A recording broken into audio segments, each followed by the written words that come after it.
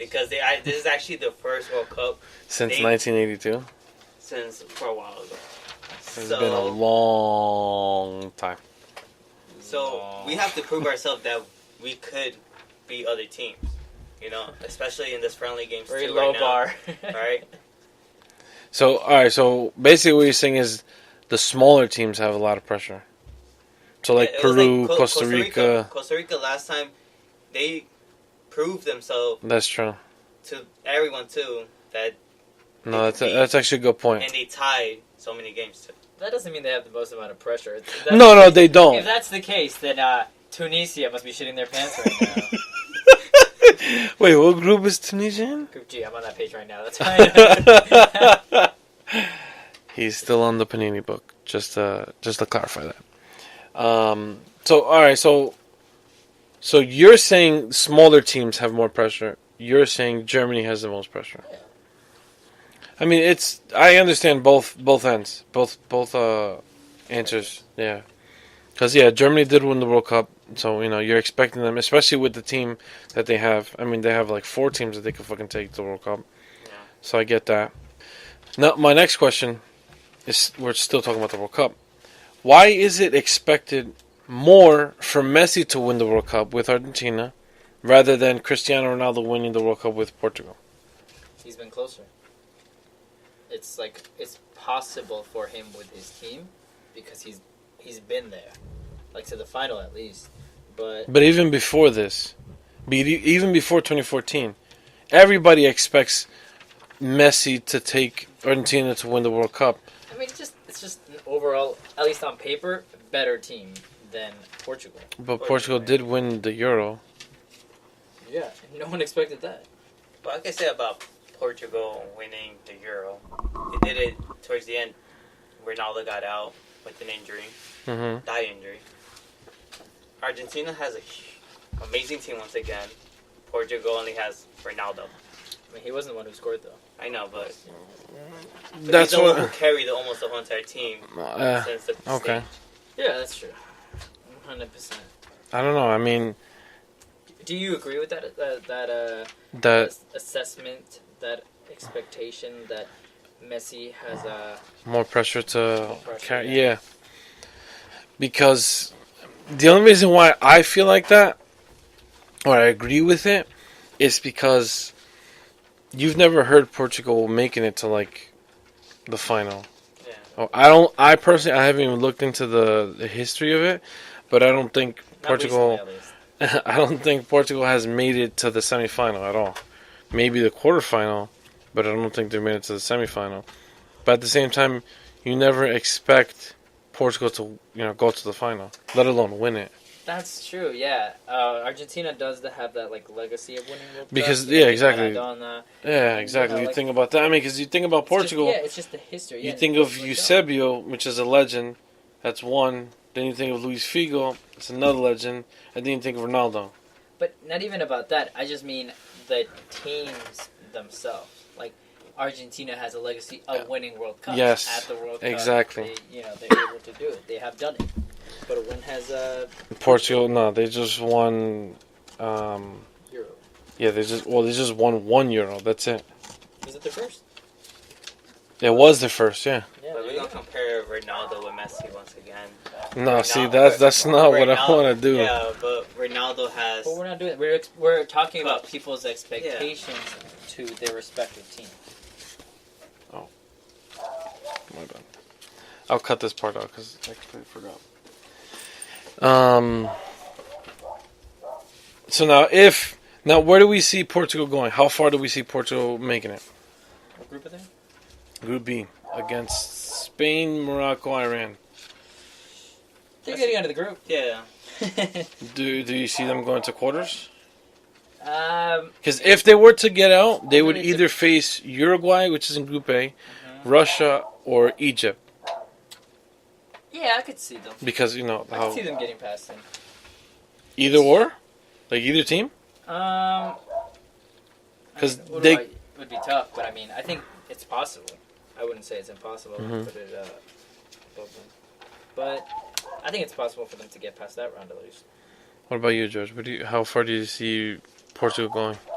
I say Portugal going to at least quarterfinals. Damn. All right, not You bad. know, that defense sounds like surprises you. Every defense and every team surprises you towards the end. No, that's a good point. Yeah. I mean, especially If with you have a that. strong defense, that's it. I mean, No. and then on top of that, you have Ronaldo up top. I think you're pretty much set. Especially with some of the players that are pretty good, like Bernardo Silva, who plays at Man City, Joao Moutinho, who still plays at Monaco. You know, Joao Mario, who plays at Inter Milan. So they got a pretty good team. I mean, I will never rule out any country only because if you've made it to the World Cup, that means you've made it there. You know, and you have like You've earned your spot. exactly. So you can't really rule anybody out. But as the tournament progresses, we'll identify who's making it, who's not. Now, what do we think about Argentina going? How far do we see them going? Do we see them going to the final again? Group. I see them going same way, quarterfinals with Really? Messi. Leaving them out. You, Mr. Tongue? What group are they in? Just give me a. They are in. I don't know which one, but I know it's Iceland, Croatia, and Nigeria. They're rivals that they've been facing. No, they've been facing Nigeria since I don't know, Nigeria. 19 something I cup. thought you meant the other teams. I was No, like, I don't no, know no, about those. But What is it? Group D, right? Yeah, Group Yeah, D. good team. They face Iceland, Croatia, and Nigeria. I mean, they're getting out of the group definitely. But Yeah, they come out on top. They might come out in first. Argentina yeah, might come out in I think first. they'll come out in first, depending on how Nigeria and Croatia go against them. Who's in Group C? Can you look at that for me? France, Australia, Peru, and Denmark. So now, if Argentina come out in first, and Peru comes out in second place, then Argentina faces Peru in the round of 16. And we're gonna show them again. Ooh, I like that. I like that. Agresivo. So then, basically, what you're saying is Argentina will only make it to round of 16. But once again, Peru with the group where they're at, I definitely have a hard feeling Peru could be Iceland Denmark, and Australia. and hopefully we tie with France. You think it could be a tie? We can tie it. Really believing in your team there. You know, I don't know. I mean, everyone though. Yeah, you can. You know, look where we were. We You were in can the surprise. Word. We're in the bottom 8 before. Now look who's in bottom 8. Ecuador. They were what? In third? Before in we were the in first stage. at one point. So we kind of like proved everyone in the South America. I mean, it was like close there. In the South America, we came out 5th. Let's get into talking about Spain, real quick. What is Spain's message after this 6-1 thrashing against Argentina? And to state the fact that Messi wasn't playing, nor was Agüero or Di Maria. The only pretty much scary name that you have out there, which is even that scary, is Higuain, who played. No disrespect to Higuain, but you suck. But no disrespect. Yeah, no disrespect. Of course. So what is Spain, sending out? What kind of message is Spain sending out to everybody in their group or anybody that they could face? They're ready to go with their youth and their experience. And Isco got that hat trick though. That's great. What Spain is showing is like they're not gonna back down for anyone, especially if it's Argentina. I just say even if it's a lower team, Spain will always show off because they want to prove everyone that they could win the World Cup again. Yeah, they got a lot to prove. But they have a good team. Oh They have a yeah, good no. squad. I just mean in terms of like their previous performance. Oh yeah, because they got dumped out by Chile and Netherlands, which again I'm going to state.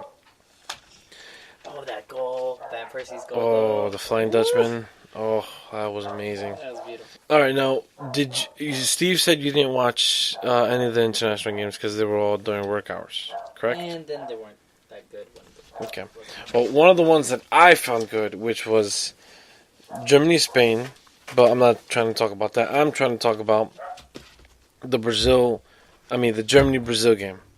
That, for me, was an amazing game. Like, I was crapping my pants the whole time because I was scared of another 7-1, which I knew wasn't going to happen, but I was scared of Germany thrashing us again, or even just winning, and then the whole world talking about how Germany beat Brazil again. But we came out on top 1-0, very narrow win. What I saw was a real contender for the World Cup. Did you guys just trade? What I saw was Brazil really kind of proved they really kind of proved to me that they can show up to the World Cup, and they can actually really prove a point by going far and even possibly winning. I'm saying possibly because I'm still not 100% sure that Brazil can win the World Cup. I'm still shaken by 2014. But George, did you watch the game? No, I didn't have time to watch the game. I was at work too. Oh, Jesus Christ. What are we doing on this podcast? Okay. But Brazil's group, in their group stage right now is Group B. Where they have Switzerland, Costa Rica, and Serbia. Brazil has a challenging team. Like, I think they could beat Costa Rica though. No offense, Carlos. Carlos already knows his team's doing crappy. I mean, it's not an easy group, but it's not a hard group either. But I think we can definitely, come out top 2. Top 1. I'm gonna say top 2 to be, a little humble.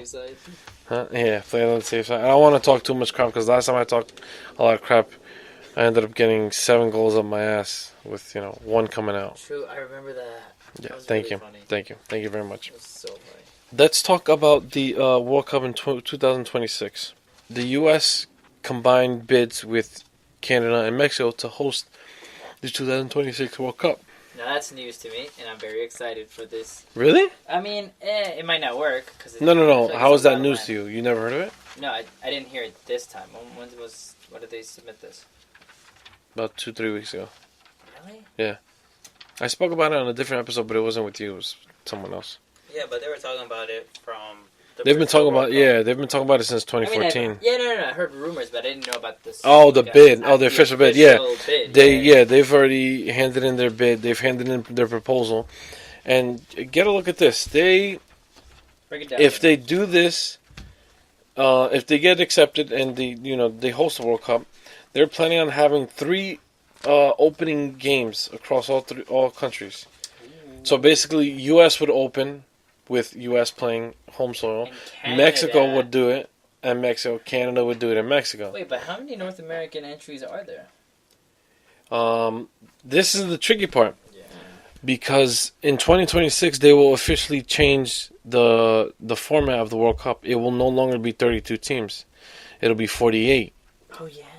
They did that, I think, last year, a few years back. Yeah, but it's starting then? That's why for me, personally, I feel like this would make more sense because it's an extra 16 teams. Yeah. Where are you going to fit that in a country like Morocco? Because Morocco's bidding to have it in the 2026 World Cup. Yet their country's not that big enough. I mean, no offense, but I'm telling the truth here. Morocco's a small country. But how many stadiums do they have? Morocco? No idea, but they would have to start building like yesterday. Like Qatar's? I'm not even kidding. Yeah. They had to building at least 2 new stadiums since last year. Yeah, exactly. That's what I'm saying. They would have to do that a long time because, again, it's 48 teams. That's an extra 16 teams. That's an extra 8 games. Yes, I did the math in my head. Bang. Did you? I'm serious. I really did. Like as I'm talking, I'm looking up and I'm like, wait. Very impressive. Okay. I'm not gonna check it. I'm just gonna trust you. So and the U.S. would host 60 games out of 80 because it'd be 80 games in total. Oh really? Yeah. Damn. I know that's a lot. I also did that in my head. No, I'm just kidding. Yeah. Those include the opening games, and then from once the quarterfinals hit, the games would only be in the U.S. Okay, I was gonna say, like, where's the final? How did it?